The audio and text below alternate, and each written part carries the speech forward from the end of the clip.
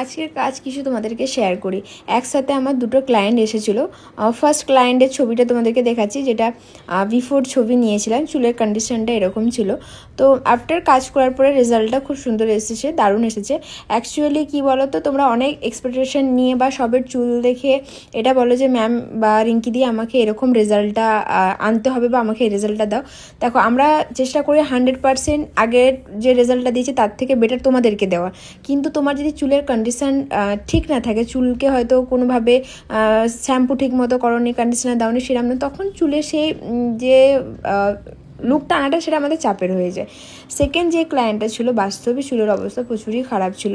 ওরা কিন্তু সবাই এসে বলেছিল স্ট্রেটনিং করবে। এই চুলে যদি স্ট্রেটনিং করা হতো কোনোভাবে কিন্তু চুলটা টিকতো না, চুলটা ইন ফিউচার কিন্তু কেটে কেটে পড়তো।